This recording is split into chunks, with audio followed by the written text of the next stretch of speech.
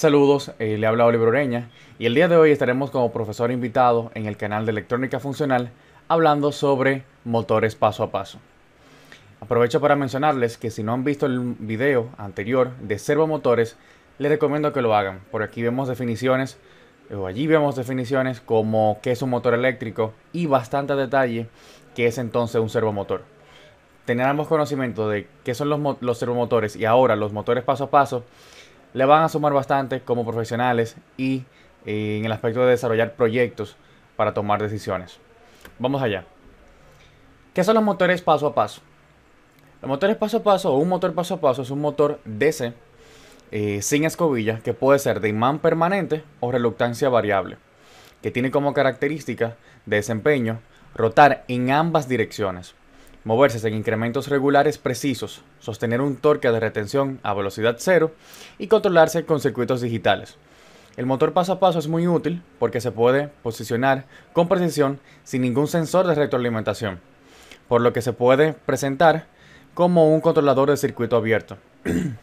Por eso le mencionaba que es bueno que vean el video anterior de servomotores, porque esos términos de circuito abierto, de sistema de control, por ejemplo, cerrado o abierto, lo vimos en el video anterior a detalle. Anteriormente los servomotores, por ejemplo, utilizaban un potenciómetro para poder saber la dirección en que estaban, el ángulo en el que estaba. En este caso no es necesario en los motores paso a paso. ¿Por qué? Por la forma en que funcionan. Esto lo vamos a ver mejor a continuación. Entonces, ¿cómo funcionan estos? Pues sencillo. El número y tasa de los pulsos controlan la posición y velocidad de eje del motor. Por lo general, los motores de paso se fabrican con pasos de resolución de 4, 20, 24, 40, 48, 100 y 200 pasos, lo que resulta en ángulos de 90, 18, 15, 9, 7.5, 3.6 y 1.8 por paso, grados por paso.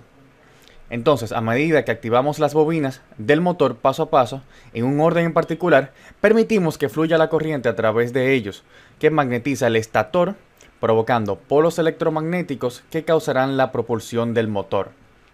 Veamos esto un poquito más gráfico. Me gusta mucho esta animación porque nos ayuda a todo esto que escuchamos a materializarlo.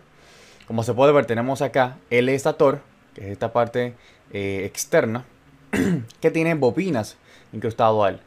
Entonces lo que va sucediendo es que lo van activando en una secuencia en específico. Estas secuencias pueden ser distintas, eso lo veremos a continuación.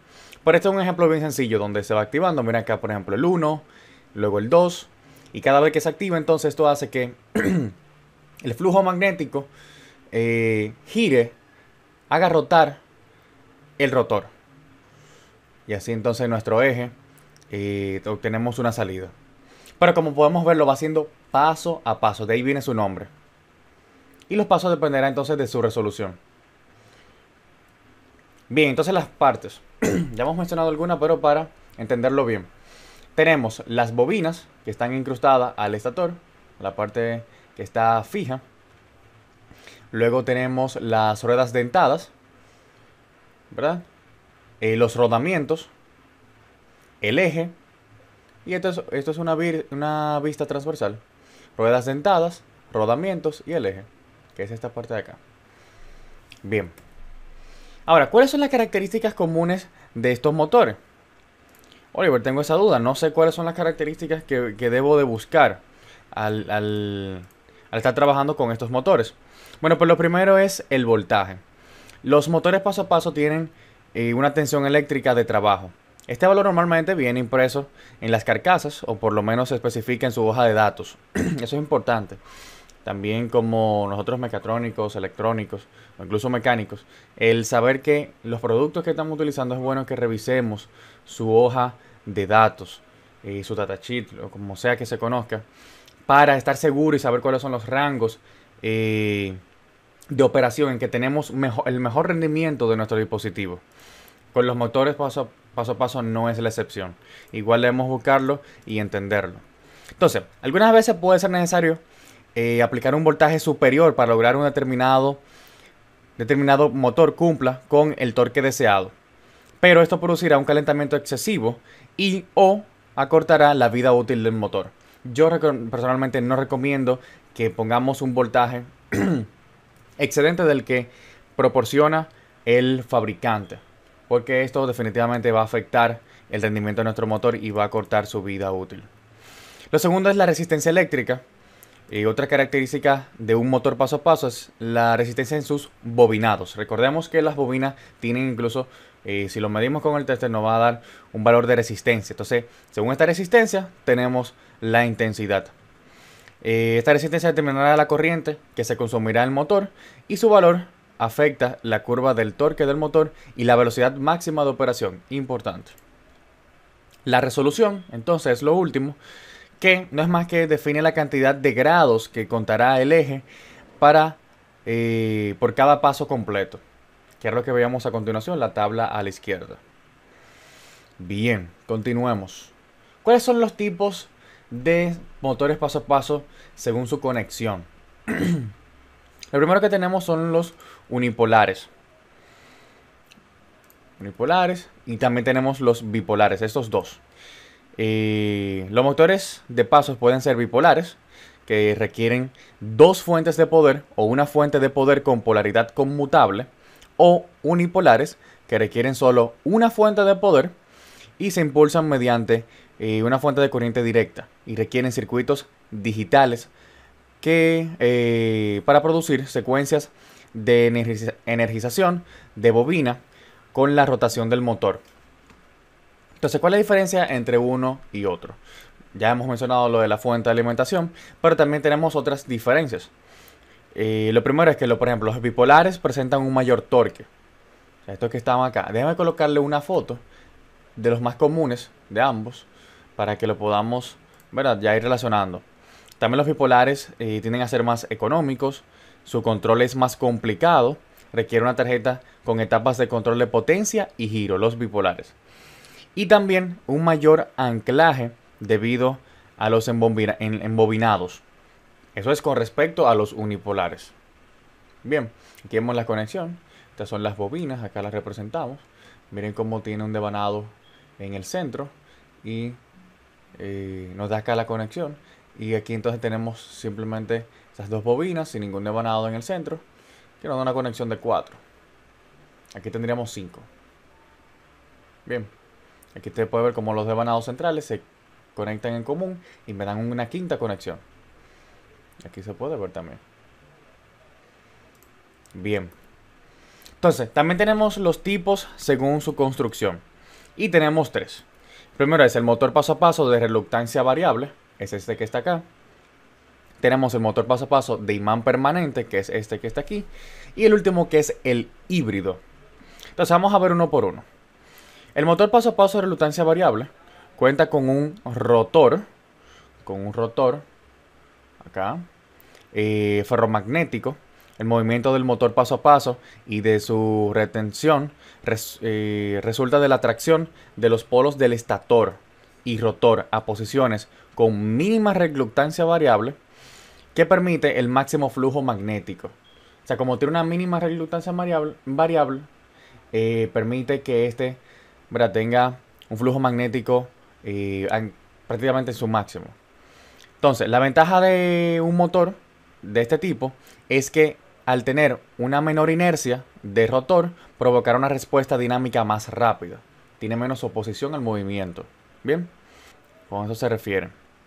El segundo, entonces, el motor paso a paso de imán permanente, el estator se conforma de polos desvanados. Acá el estator. Y los polos del rotor son imanes permanentes. Acá. Al excitar diferentes combinaciones de devanados del estator, al hacer combinaciones acá, mueve y retiene el rotor en diferentes posiciones. Crea polos de polaridad opuestos para su avance. La ventaja que presenta se debe a un pequeño torque de retención residual, llamado momento de detención, aun cuando el estator no esté energizado. Tiene una pequeña retención, aun cuando no esté energizado. Esto puede ser una ventaja según la utilidad que estemos dando, el proyecto que estemos desarrollando. Bien, por último, es el motor paso a paso híbrido, que es una combinación del motor paso a paso de reluctancia variable e imán permanente. tiene un rotor de imán permanente y un estator dentado. El rotor cuenta con dos secciones que son opuestas en polaridad y sus dientes están desplazados. Y se puede ver cómo es entonces un híbrido entre estos dos tipos. Entonces vamos a ver los tipos de torque de estos motores, los tipos de torque. Son importantes a considerar para el diseño de nuestro proyecto. Es recomendable verificar las especificaciones de cada motor para hacer la comparativa. Los motores chinos es recomendable hacer pruebas, ya que posiblemente no nos den lo que indican. Recuerden lo que les mencionaba sobre la hoja de datos. Siempre que la verifiquemos, siempre es bueno, porque pueden cambiar algunas cosas según el fabricante, según incluso el continente en el que esté el fabricante. A veces entre Europa, Asia, entre continentes y América cambian, por ejemplo, colores, cambian rangos de operación y etcétera. Siempre es bueno que verifiquemos.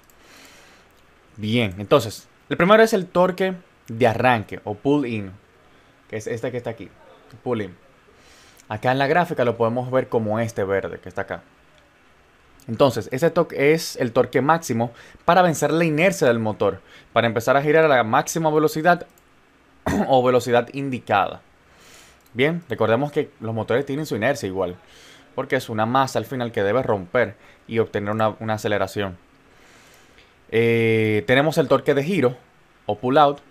Es el máximo torque en el motor y puede proporcionar es el máximo torque que el motor puede proporcionar sin sufrir pérdida de pasos. Pérdida de pasos. Es el pull out. Bien, acá. Entonces, el torque de retención es el torque máximo aplicado sin provocar la rotación del eje cuando el motor se encuentra sin energizar. Recordemos que, por ejemplo, el motor de imán permanente, aunque no esté energizado, tiene una pequeña retención. Entonces sería este torque, el para romper el movimiento sin que esté energizado.